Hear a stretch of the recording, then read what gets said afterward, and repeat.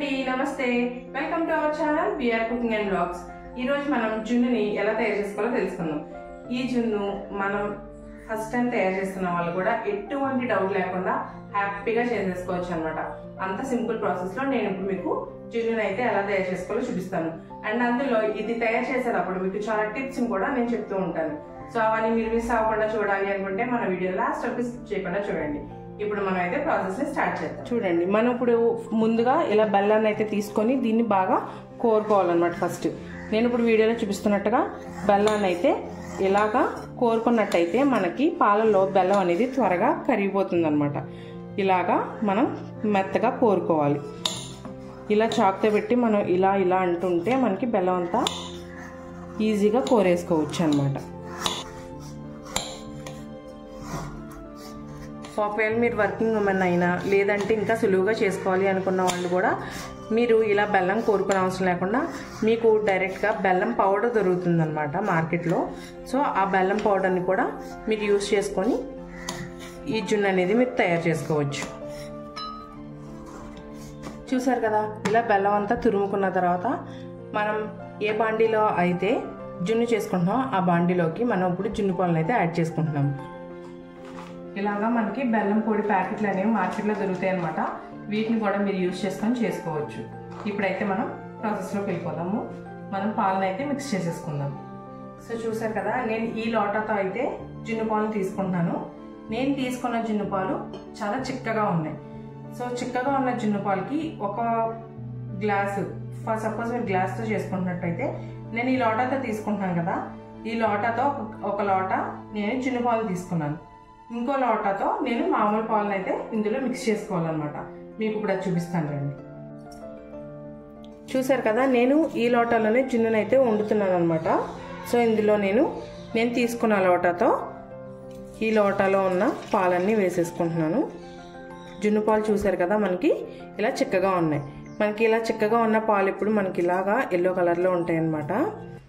ఇప్పుడు ఇందులో నేను ఇదే లోటాతో ఒక లోట మామూలు పాలను కూడా యాడ్ చేసుకుంటున్నాను. ఇప్పుడు మామూలు పాలను అయితే యాడ్ చేసుకుంటున్నాను. అదే లోటాతో ఒక ఫుల్ లోట మామూలు పాలను అయితే యాడ్ చేసుకుంటున్నాను. ఇలా యాడ్ చేసుకున్న తర్వాత మనం ముందుగా తురుముకున్న బెల్లం ఉంది కదండి, ఈ బెల్లాన్ని అయితే యాడ్ చేసుకోవాలి.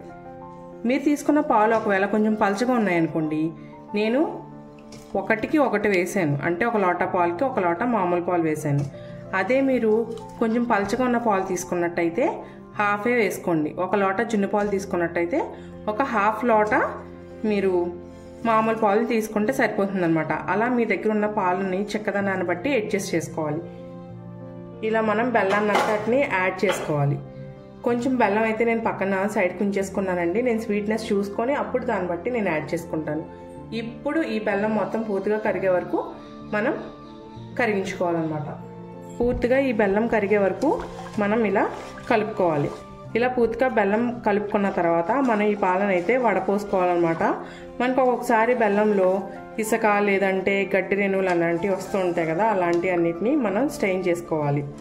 ఒకవేళ మీరు బెల్లం పౌడర్ యూస్ చేసుకున్నట్టయితే మీరు అలాంటివి ఏం చేయనవసరం లేదు. అది మనకి చాలా నీట్గా వస్తుంది కాబట్టి డైరెక్ట్గా మిక్స్ చేసేసుకోవచ్చు. మిక్స్ చేసుకొని డైరెక్ట్గా అందులో యాలక్కాయ పొడి అవి వేసుకొని పెట్టేసుకోవచ్చు అనమాట. మీకు గుర్తుంది కదా, పాలు బాగా పలచగా ఉన్నాయి, కనీసం ఇలా కూడా లేవు, హాఫ్ లీటర్ కూడా కలిపేలా లేవు అనుకున్నట్టయితే మీరు డైరెక్ట్గా ఆ పాలనే డైరెక్ట్గా జున్ను వండేసుకోవచ్చు. ఇంక మామూలు పాలు ఏమీ కలపకుండా. ఇలా చిక్కదనాన్ని బట్టి మనం పాలను కూడా అడ్జస్ట్ చేసుకొని వండుకోవాలి.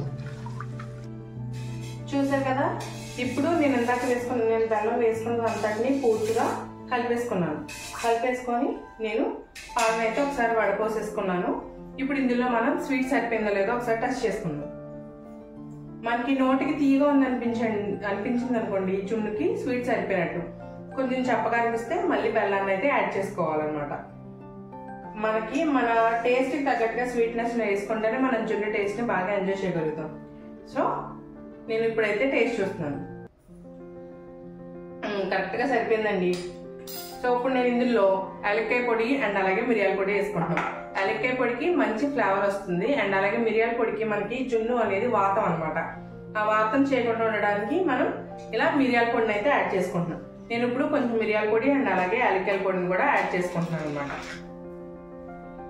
ఇది మీకు నేను చెప్పిన ప్రాసెస్లో చేస్తే మీకు పావు గంటలో మీరు జున్ను పాలను అంతటిని కలిపేసుకొని పెట్టేసుకోవచ్చు అనమాట. కుక్కర్ విజిల్స్ వచ్చిన తర్వాత కట్ చేసేసి మీరు కూర్చోవచ్చు, చాలా హ్యాపీగా చేసుకోవచ్చు. ఇది వరకు అయితే మనకి ఏంటంటే పొయ్యి మీద డబల్ బాయిలింగ్ ప్రాసెస్ ఉంటుంది కదండి, అలాగా ఒక గిన్నెలో కొంచెం వాటర్ వేసి ఆ పై గిన్నెలో మనం ఇలా గిన్నె పెట్టుకొని అది ఉడికే వరకు అలాగా మధ్య మధ్యలో వచ్చి చూస్తూ ఉంటారు అనమాట. ఇప్పుడు మనం కేక్ ఎలా చూసుకుంటున్నాం అలా చూస్తున్నారు అనమాట. ఇప్పుడు మనకు అలాంటి ఇబ్బంది ఏం లేకుండా మనం కుక్కర్లోనే వండేసుకోవచ్చు వీటిని. మీ దగ్గర రైస్ కుక్కర్ ఉంటే రైస్ కుక్కర్లో కూడా పెట్టుకోవచ్చు అనమాట, ఇంకా ఈజీగా అయిపోతుంది. సో నేను ఇప్పుడు ఇందులో ఇలా 1/2 స్పూన్ వరకు మిరియాల పొడిని వేసుకుంటున్నాను. మిరియాల పొడి మరీ ఎక్కువ వేసుకుంటే మనకి అది ఆస్తమాను పంటికి తగిలి అన్ఈజీగా ఉంటుంది అనమాట. అందుకే నేను కొంచెం సమానంగా వేసుకుంటా. కొంతమంది కొంచెం ఎక్కువగానే వేసుకుంటారు, మరీ ఎక్కువగా వేసుకున్నా ఘాటు వచ్చేస్తుందండి మిరియాల పొడి. ఇప్పుడు మనం కొంచెం యాలక్కాయల పొడి ఫ్లేవర్కి సరిపడా వేసుకుంటే సరిపోతుంది. ఇలా నేను ఒక 1/2 స్పూన్ వరకు మిరియాల పొడిని అయితే వేసుకుంటున్నాను. నేను ఇలా మిరియాల పొడి యాలక్కాయ పొడి ఇలా ఆడేసుకొని పక్కన పెట్టుకుంటాను అనమాట. మనకు అప్పుడు ఏ స్వీట్ చేసుకున్నా పెద్ద ఇబ్బంది లేకుండా ఇలాగా యాలక్కాయ పొడిని అయితే తీసుకొచ్చేసి వేసేసుకొని కలిపేసుకోవచ్చు. అప్పటికప్పుడు ఆడుకొని పెట్టుకోవాల్సిన పని ఉండదు అనమాట.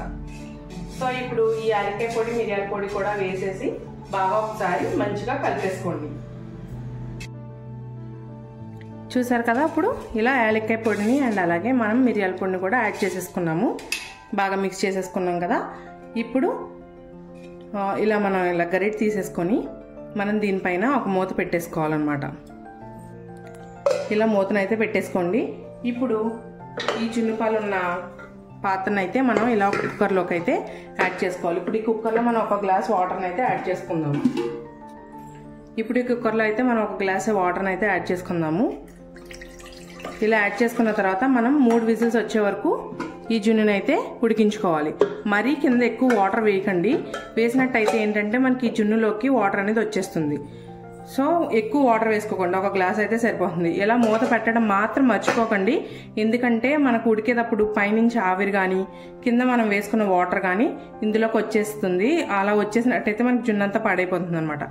సో ఇలా మూత పెట్టడం మాత్రం మర్చిపోకండి. ఇలా పెట్టిన తర్వాత మనం యాజ్ యూజువల్గా కుక్కర్ మూతను అయితే పెట్టుకొని 3 విజిల్స్ వచ్చే వరకు ఉడికించుకోవాలి.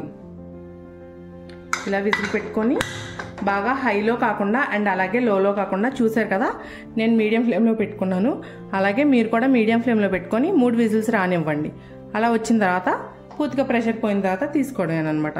సో ఇప్పుడు 3 విజిల్స్ వరకు మనం వెయిట్ చేద్దాం.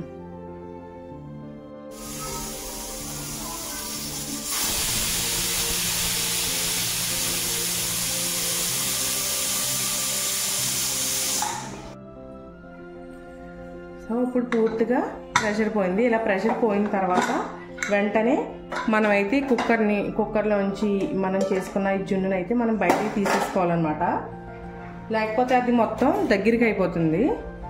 సో ఇప్పుడు మనం ఈ జున్నుని అయితే ఇలా బయటికి తీసేసుకున్నాం. చూసారు కదా మనకి పర్ఫెక్ట్గా కుక్ అయిపోయింది అనమాట. ఇంకా కుక్ అయిందా లేదా అని చెక్ చేసుకోవాలనుకుంటే ఇలా ఒక నైఫ్ని తీసి మనం ఇలాగా కనుక గుచ్చి చూసినట్టయితే యాస్టిస్ కేక్ వచ్చినట్టు ఇలా నీట్గా కనుక మనకి వచ్చేసింది అనుకోండి, నైఫ్ ఉడికిపోయినట్టు. సో దీన్ని పూర్తిగా చల్లారనిచ్చి మనం ఫ్రిడ్జ్లో పెట్టుకొని చల్లగా సర్వ్ చేసుకుంటే చాలా బాగుంటుంది అనమాట. సో దీన్ని ఇప్పుడు మనం పూర్తిగా చల్లారనిద్దాం. చల్లారిన తర్వాత మనం ఫ్రిడ్జ్లో అయితే పెట్టుకుందాం. చూసారు కదా, మనం వండుకొని పూర్తిగా చల్లారిన తర్వాత ఫ్రిడ్జ్లో పెట్టుకొని తీసుకున్నాం అనమాట. జున్ను చాలా బాగా వచ్చింది చూడండి. ఇప్పుడు దీన్ని మనం సర్వ్ చేసుకుందాం. ఇలా చల్లగా తింటేనే బాగుంటుంది.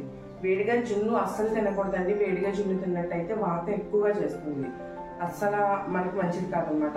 ఇలా చల్లగానే పూర్తిగా చల్లారిన తర్వాత తినండి, అప్పుడు బాగుంటుంది, మనకి హెల్త్ కూడా మంచిది. ఇలా బౌల్లో సర్వ్ చేసుకున్నట్టయితే మనకి జున్ను బాగుంటుంది అనమాట. ఇలా మేమంతా ఇలా గట్టిగా తినడానికి ఇష్టపడతాం. మీరు ఒకవేళ లూజ్గా కావాలి అనుకున్న వాళ్ళైతే మీరు కొంచెం పాలను ఎక్కువగా మిక్స్ చేసుకోండి. మా అందరికీ అయితే ఇలా గట్టిగా తినడం అంటేనే మాకు చాలా ఇష్టం అన్నమాట.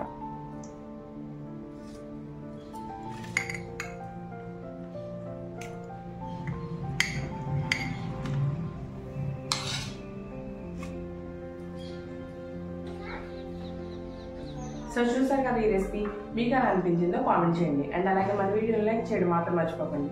అండ్ అలాగే మన ఛానల్ సబ్స్క్రైబ్ చేసి ఆల్ నోటిఫికేషన్ ఆన్ చేసుకోండి. మీ ఫ్రెండ్స్ అండ్ ఫ్యామిలీస్తో మా ఛానల్ని షేర్ చేయండి. మరెన్నో మంచి మంచి రెసిపీస్ కోసం మన ఛానల్ని చూస్తూనే ఉండండి. మీకు మనం చేసే ప్రతి వీడియో నోటిఫికేషన్ ముందుగా రావాలి అంటే మీరు ఖచ్చితంగా ఆల్ నోటిఫికేషన్ బటన్ ఆన్ చేసుకున్నట్టయితే మనం చేసే ప్రతి వీడియో మీ వరకు ముందుగా వస్తుంది. ఈ జున్నే కాకుండా జున్ను పాలు లేకుండా జున్ను ఎలా తయారు చేసుకోవాలో నేను ఆ రెసిపీని ట్రై చేసి మీకు పోస్ట్ చేస్తాను అనమాట. అది కూడా సేమ్ మీరు పాలుగా కాకుండా చేశారు, పాలు లేకుండా చేశారంటే ఎవరి నెంబర్ అనమాట, అంత బాగుంటుంది. సేమ్ యాసిడ్ జున్నులాగే వస్తుంది. సో ఆ రెసిపీని కూడా నేను మీకు త్వరలోనే పోస్ట్ చేస్తాను. సో ప్రస్తుతానికి అయితే దీన్ని టేస్ట్ చేద్దాం.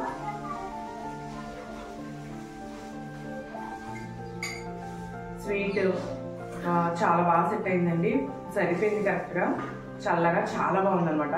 మీరు కూడా ఏమాత్రం ఆలస్యం చేయకుండా ట్రై చేయండి.